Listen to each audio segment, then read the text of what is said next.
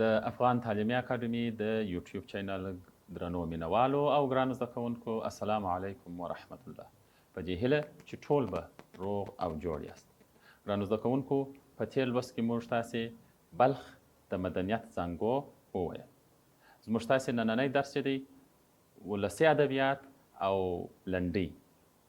ګرانو زده کوونکو په دې درس کې به موږ تاسې ولسي ادب وپېژنو او د همدارنګه به د لنډۍ په هکله هم معلومات ترلاسه کړو.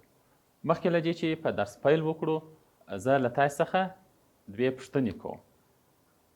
لومړۍ پوښتنه په دې ډول ده چې ولسي ادبیات څه ته وایي؟ آیا تاسې د ولسي ادبیاتو په باره کې معلومات لرئ؟ دوهمه پوښتنه وایي چې ولسي ادبیات د یو ولس د ژوند هنداره ده. څنګه؟ یعنی د دې څخه هدف څنګه دی؟ هدف یې څه دی د دې څخه؟ څنګه د یو ولس هنداره ده؟ نو جې او جې ته ورته پوښتنو ته به موږ تاسې انشاءالله د جې درس تر پایه پورې جوابونه پیدا کړو.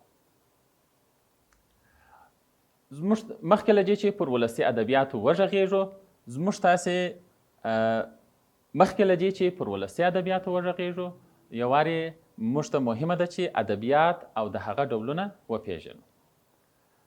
نو ګرانو زده کوونکو ادبیات چې په لومړي سر کې پر دوو برخو ویشل کیږي چې یوې برخې ته یې موږ لیکلي ادبیات وایو او دوهمې برخې ته یې موږ نالیکلي یا شفاهي او یا هم ولسي او یا هم فولکلوریک ادبیات ورته ویل کیږي چې په عمومي ډول دا د ادبیاتو هغه دوه ډولونه دي.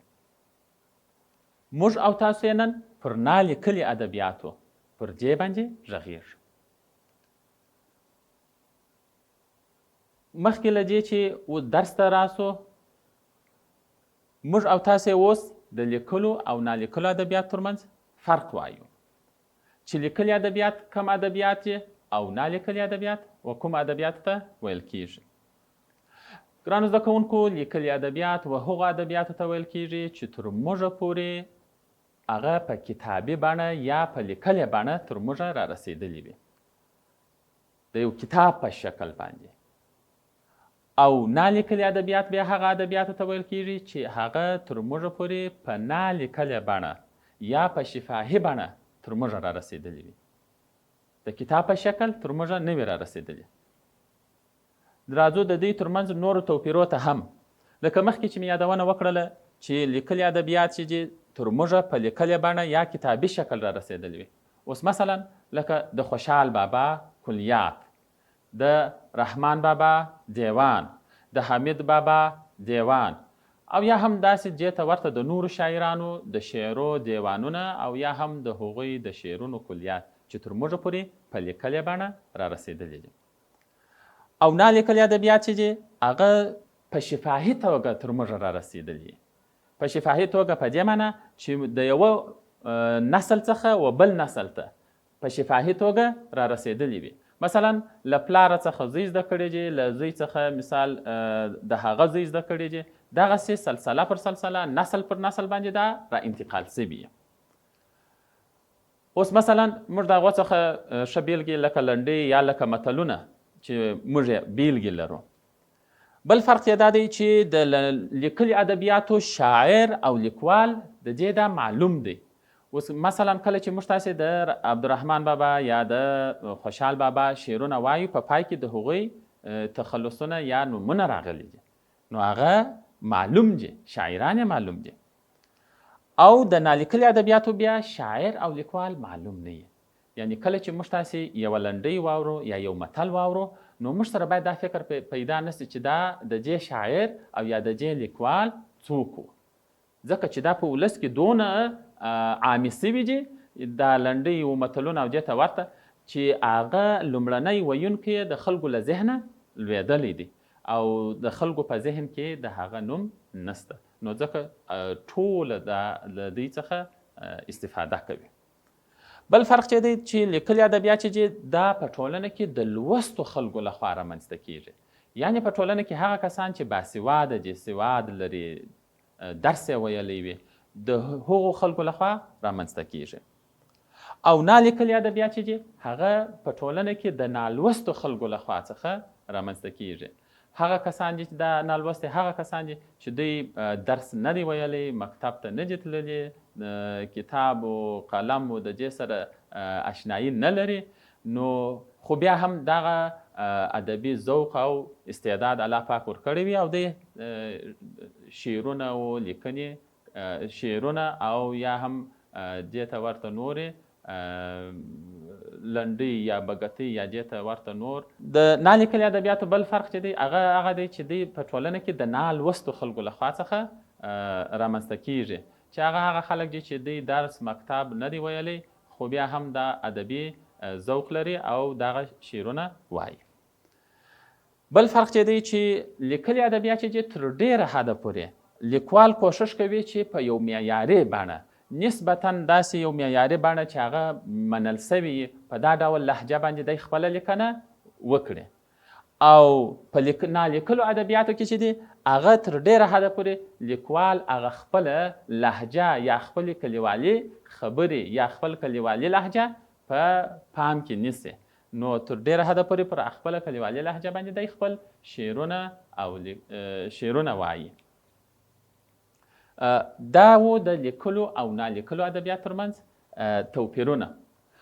اوس مو چې په دې توپیرونو پوه شولو، لیکلي او نالیکلي ادبیات مو وپېژندل، نو راځو د لنډۍ په لور باندې.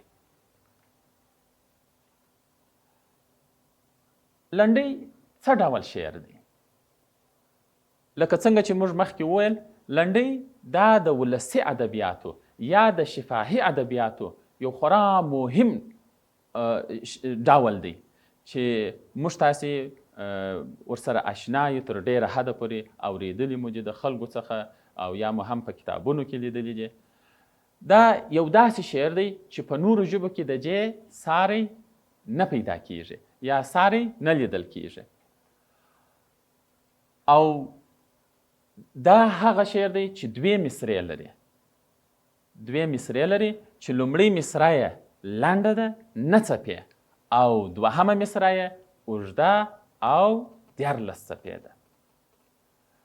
عموما په لنډیو کې بیلابیل موضوعات د ژوند بیانیږي، لکه خوښي، غم، شادي، عدالت، بې عدالتي، هیوادپالنه، ښکلا، وصال او مینه. په دې کې بیلابیل موضوعات بیانیږي او تر ډیره حده پورې د لنډیو په جوړښت کې چې دی تر ډیره حده ونډه چې ده تر ډیره حده یا ډیره ونډه چې ده په کښې کې هغه د ښځو ده. یعنې ډیرې لنډۍ چې موږ لرو او موږ ته را رسېدلي دي هغه د ښځو یا ښځینهو لخوا څخه ویل سوي دي. او لنډۍ چې دي د لنډۍ څخه ماسیوا په نورو نومونو هم یادیږي، لکه ټپه، مصرع او ټیکۍ، چې په ځینو یا په نورو پښتني سیمو کې د دې نوم تغییر کړی دی یا په نورو نومونو باندې هم یادیږي. او عموما که چیرې موږ وګورو لنډۍ چې دی هغه په پای کې چې دی په نون هې او یا میم هې باندې ختمیږي. نو اوس راځو لکه څنګه چې مخکې موږ وویله چې د لنډۍ دا لومړۍ مصره لنډه نه څپې ده او دوهمه مصره یې 14 څپې ده. اوس به نو څپه څه شي ده، څه ته وایي؟ نو لومړی به څپه وپېژنو او بیا به وروسته لنډۍ په څپو باندې وویشو. څپه څه ته وایي؟ ګرانو زده کوونکو، موږ تاسې په کښتو صنفونو کې د څپې درس ویلی وو. هلته په کښتو صنفونو کې موږ ته د څپې تعریف په دې ډول سوی وو چې د اوازونو د بندښت له مخې د یوې کلمې بیلولو ته څه ویل کیږي؟ څپه ویل کیږي. یعنې پر کوم ځای باندې چې زموږ تاسې اواز سکته کوي یا وقفه کوي او یا هم هلته قطع کیږي، نو د دې څخه یوه څپه رامنځته کیږي، یا د اوازونو هغه ډله، د اوازونو هغه ټولګه چې په یو وار له خولې څخه راوځي، و دې ته موږ څپه وایو. تاسې راسئ و مثالو ته. مثلا موږ وایو مارکر دا څو څپې دی؟ مارکر. مارکر. پر دې ځای باندې زموږ تاسې اواز یو لنډ وقفه کوي، درېږي زموږ تاسې اواز. نو ځکه نو موږ وایو چې مارکر دا 2 څپې دی. یا بل مثال دی، تخته. تخته څو څپې ده؟ تخته. بله 2 څپې شوه. پر دا ځای باندې د خې پر ځای باندې زموږ تاسې اواز بندېږي یا درېږي. تخته. یا بل مثال دی، پوهنتون.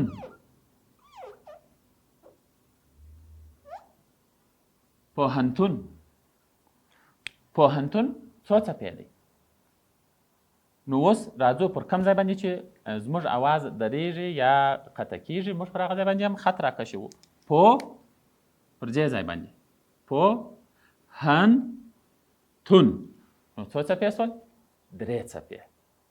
نو ګرانو زده کوونکو، اوس مو چې څپه وپېژندل او د هغوی د کلماتو څپې در معلومې شولې، نو راځئ چې لنډۍ هم په څپو وویشو چې آیا هغه به هم 9 او 14 څپې پوره کړي که یا.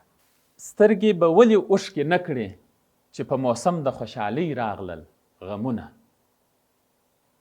دا یوه لنډۍ ده او د لنډۍ بیلګه هم، پر وطن نیمه ډوډۍ ښه ده، نه په پردي وطن کې غوښې پلونه. ګرانو زده کوونکو، راځو اوس د هغه لنډۍ په څپو ویشو. پر کوم ځای باندې چې زما اواز درېږي یا سکته کېږي یا وقفه رامنځته کېږي، پر هغه ځای باندې زه خط راکشوم د دې لپاره چې تاسې ښه ورباندې پوه شئ. نو هغه زه په څپو ویشم او بیا حسابو چې څو څپې ترې جوړېږي. اوس نو تاسې ښه راته متوجه شئ. سترګې، اوس نو کله چې موږ په څپو ویشو نو بیا داسې کرار بیا وایو. سترګې څو څپې شوه؟ 2. ولې اوښکې نه کړې؟ ګرانو زده کوونکو، اوس به حساب کړو چې دا څو څپې ځینې جوړېږي. 1 2 3 4 5 6 7 8 او 9. نو ګرانو زده کوونکو، دا دی چې موږ تاسې ویلې وه چې لومړۍ مصرع یې لنډه 9 څپې وي. نو دا هم 9 څپې شوه. او دوهمه مصرع باید څو شي؟ چې په موسم د خوشحالۍ راغلل غمونه. اوس به حساب کړو. 1 2 3 4 5 6 7 8 9 10 او دا یې هم 11 12 او بالاخره 14 څپې. نو ګرانو زده کوونکو، دغه لنډۍ مو په څپو وویشل.